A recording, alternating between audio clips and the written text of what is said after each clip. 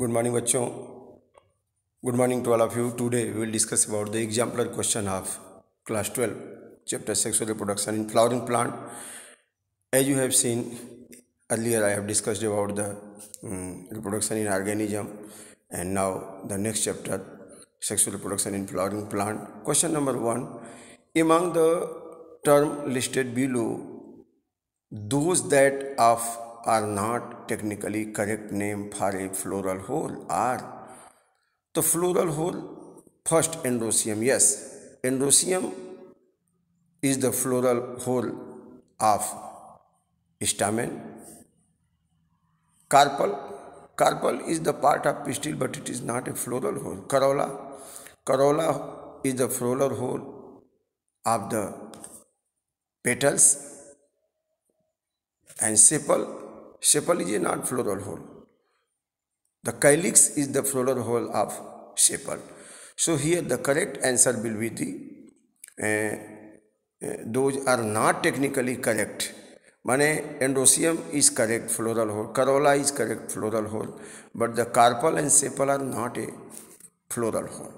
So the second and fourth, this is the not correct. It is not a floral hole. So here we can see the correct answer is first C. Second, embryo sac is to ovule as to the anther. Suppose in ovule, embryo sac is female gametophyte. But in anther, what is the male gametophyte? Anther produce pollen grain, that is the male gametophyte. So the embryo sac in ovule is similar to the anther pollen grain, because anther pollen grain is the male gametophyte. So correct answer is pollen grain. Now third question. In a typical complete bisexual hypogynous flower, the arrangement of floral hole on the thalamus from the outermost to the innermost is on a typical bisexual flower. What are the hole from outer side to inner side? So from outer side to inner side, if you will see the flower, calyx, corolla, androecium, gynoecium, these are the hole which are present from outer side to inner side. So here you see the calyx, corolla, androecium, gynoecium. The first option is absolutely correct. First option is absolutely correct. Now A is correct. A is correct. Calyx, corolla, androecium, gynoecium. Up fourth question, a dicotyledonous plant bear flower but never produce fruit and seed. The most probable cause for the above situation. एक dicotyledonous plant flower तो beer कर रहा है लेकिन उसमें fruit और seed नहीं बन रहे हैं. तो क्या कारण हो सकता है कि फ्रूट और सीड नहीं बन रहे हैं? फ्लावर तो बन रहा है. इसका मतलब plant is dioecious and bear only pistillate flower. तो प्लांट डायोसियस है और पिस्टिलेट माने फीमेल फ्लावर है, तब तो फ्रूट बनेगा ही, पॉलिनेशन होगा तो फर्टिलाइजेशन होगा. और plant dioecious bear both pistillate and staminate flower. अब दोनों रहेंगे तभी होगा. अब प्लांट इज मोनोइसियस माने कि एक ही पौधे मेल फीमेल आर्गन दोनों हैं तभी फ्रूट सीड बनेगा. क्यों नहीं बन रहा है? Plant is dioecious bear only staminate flower. तो प्लांट इज डायोसियस, प्लांट एक लिंगी है, यूनिसेक्सुअल है और उसमें केवल स्टेमिनेट फ्लावर है, केवल मेल फ्लावर. जैसे पपाया में जो फीमेल फ्लावर उसी में फ्रूट बनेंगे और फ्रूट में सीड बनेंगे. जो मेल फ्लावर है उसमें फ्रूट और सीड नहीं बनेंगे, उसमें तो केवल पॉलन ग्रेन बनेंगे. तो बच्चों आपका करेक्ट आंसर है 4 का डी. फोर्थ का डी करेक्ट आंसर होगा आपका यहाँ. The male flower contain flower but it not bear fruit and seed. The outermost and innermost wall layer of microsporangium in an anther is respectively. Class में पढ़ाते वक्त हमने बताया था कि जो माइक्रोस्पोरेंजियम है उसमें लेयर जो होती हैं 4 लेयर. सबसे बाहर epidermis, then endothecium, then middle layer, then tapetum. ये 4 लेयर होती हैं. इसमें से यहाँ लिखा है outer most and inner most. तो जो सबसे बाहर है, जो सबसे अंदर है, उन लेयर का नाम पूछा है. तो सबसे बाहर क्या है? एपिडर्मिस है और सबसे अंदर क्या है? टैपिटम है। तो यहाँ पे कौन सा ऑप्शन सही है आपका? यहाँ पे एपिडर्मिस एंड टैपिटम, यही डी वाला ऑप्शन सही है। अब during microsporogenesis myiasis occurs in, microsporogenesis जब होगा तो मियासिस कहाँ होगा? माइक्रोस्पोर मदर सेल में होगा। माइक्रोस्पोर मदर सेल क्या है? स्पोरोजिनस सेल है, स्पोरोजिनस टिश्यू जो टैपिटम से घिरा होता है, अंदर स्पोरोजिनस टिश्यू डिप्लॉयड है, वही मियासिस, वही माइक्रोस्पोर मदर सेल है, and that divide two form microspore. तो यहाँ पे आपका क्वेश्चन बी हो जाएगा, छठा का बी, माइक्रोस्पोर मदर सेल हो जाएगा। सातवां, the from among the set of term given below identify those that are associated with gynoecium। इसमें से केवल गाइनोसियम से कौन एसोसिएटेड है? गाइनोसियम में क्या होता है? स्टिग्मा, स्टील, ओवरी, ओवरी में ओव्यूल, एम्ब्रियोसैक, प्लेसेंटा, यही होगा। तो पहला ऑप्शन देखिए, स्टिग्मा, ओव्यूल, एम्ब्रियोसैक, प्लेसेंटा, इसका मतलब यह गाइनोसियम का हिस्सा है। बाकी यहाँ थाइलमस दे दिया, तो थाइलमस तो है नहीं। Ovule, ovary, embryo sac, tapetum, tapetum तो माइक्रोस्पोरेंजियम का हिस्सा है। Ovule, stamen, stamen male flower का, मेल पार्ट का हिस्सा है। तो गाइनोसियम का हिस्सा कौन होगा? फीमेल पार्ट का। तो सातवां का ए बच्चों, इसमें stigma, ovule, ovary, stigma, ovule, embryo sac और प्लेसेंटा, यही होगा करेक्ट आंसर। आठवां, starting from the inner most part, the correct sequence of the part in an ovule, inner most part से, ओव्यूल में सबसे अंदर से बाहर की तरफ जब आएंगे तो क्या होगा? एग, देन एम्ब्रियोसैक होगा, क्योंकि एम्ब्रियोसैक में ही एग होता है। एग, एम्ब्रियोसैक, फिर न्यूसिलस, तब इंटेगुमेंट। ये आपका करेक्ट ऑप्शन होगा। तो यहाँ पे आठवां का क्या हो जाएगा? आठवां का क्या हो जाएगा? करेक्ट ऑप्शन आपका हो जाएगा B, egg, embryo sac, nucellus and integument. Now from the statement given below choose the option that are true for a typical female gametophyte of a flowering plant. Female gametophyte of a flowering plant means embryo sac. Female gametophyte कौन है? Embryo sac है। उनका क्या character है? आप class में हमने बताया था कि female gametophyte is 8 nucleated and 7 celled. 8 nucleus है लेकिन 7 सेल्ड है। क्यों?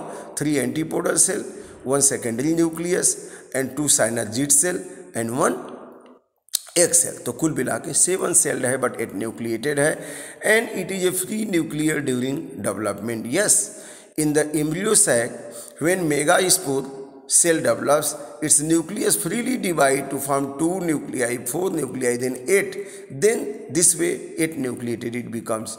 तो फर्स्ट एंड सेकेंड दोनों करेक्ट है। थर्ड क्या लिखा है?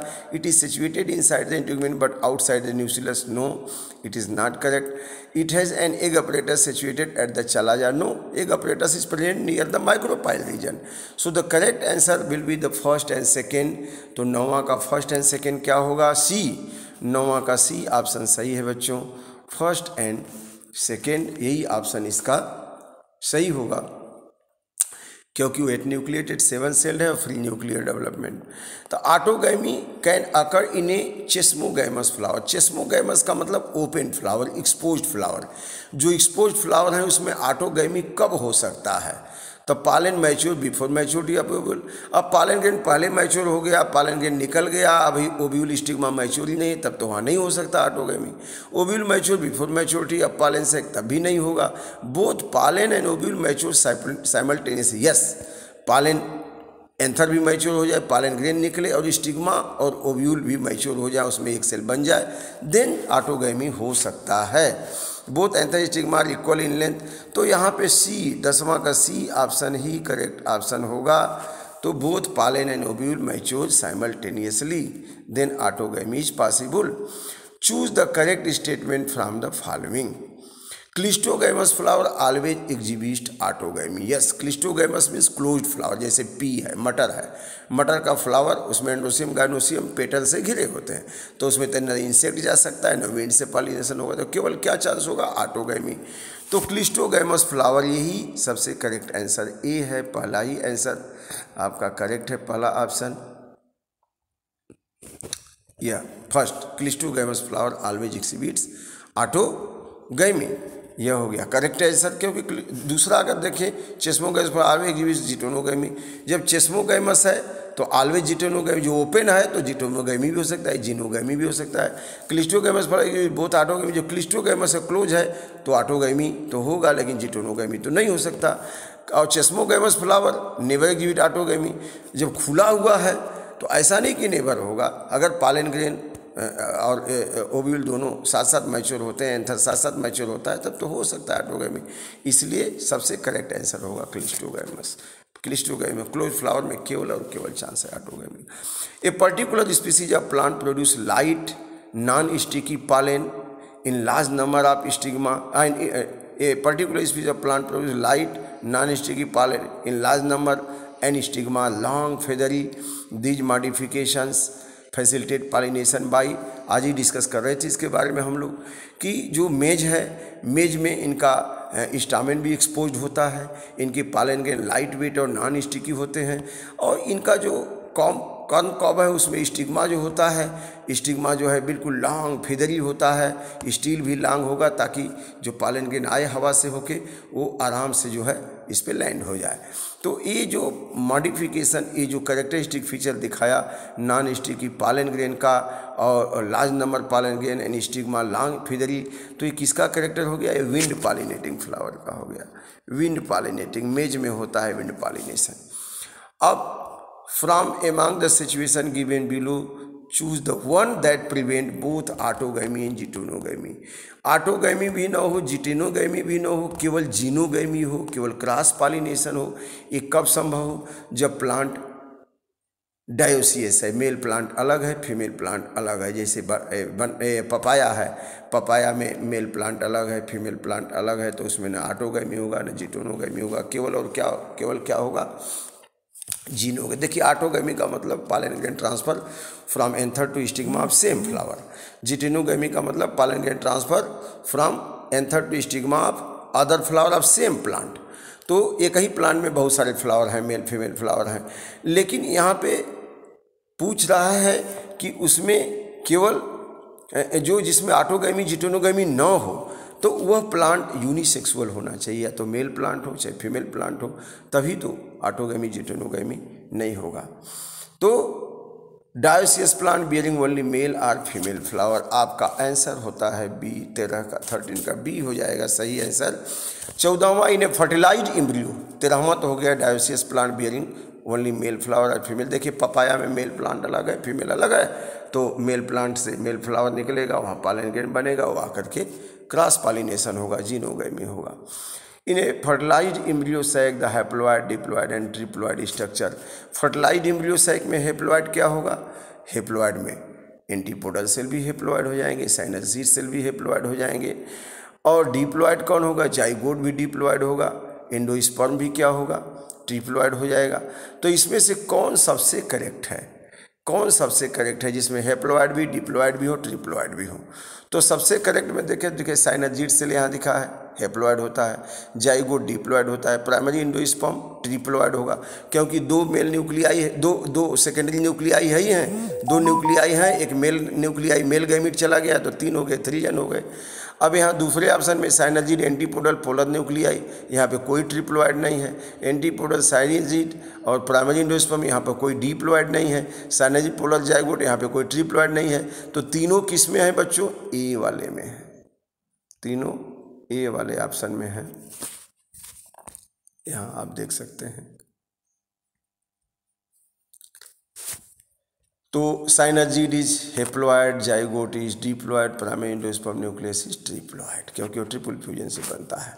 In an embryo sac the cell that degenerate.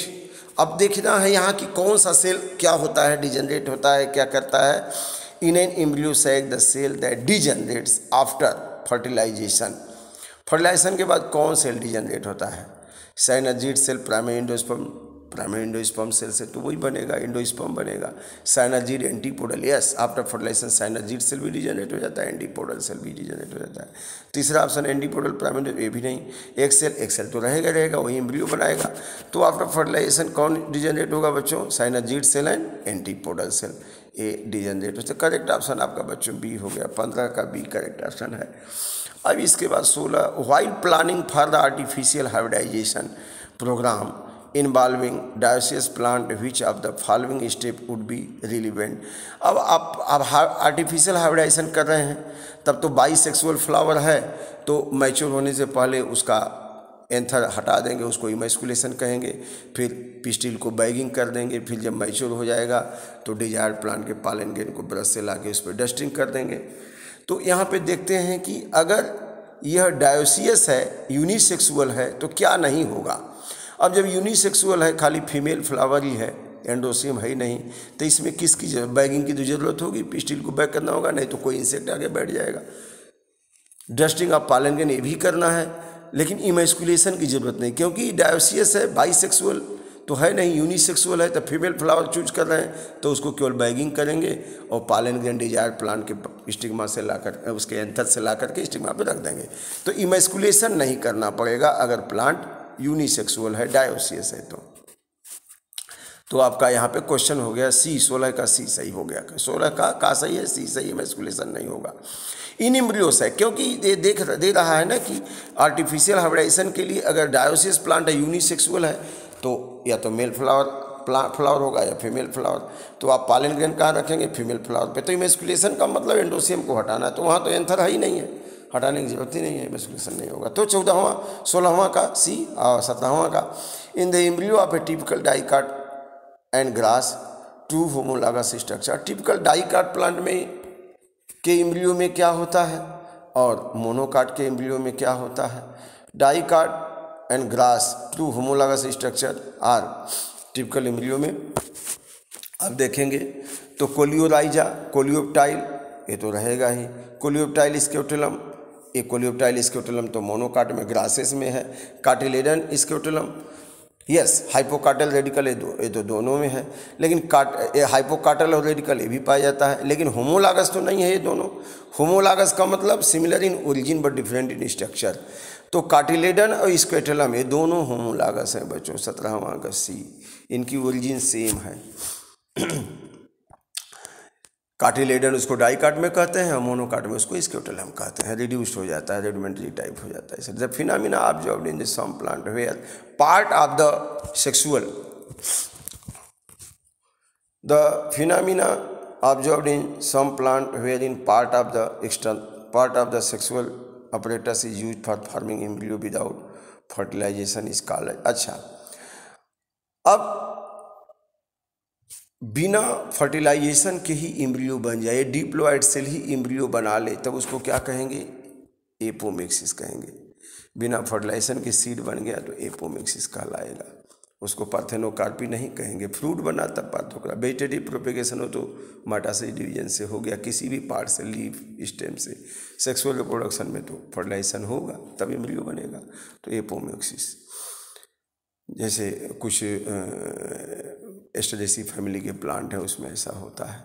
In a flower if the megaspore mother cell form megaspore without undergoing the phenomena observe in the plant where in part of sexual apparatus is used for forming without fertilization. The phenomena observed in some plant wherein part of the sexual apparatus is used for forming embryos without fertilization, that is called as apomixis. One is in flower if the megaspore mother cell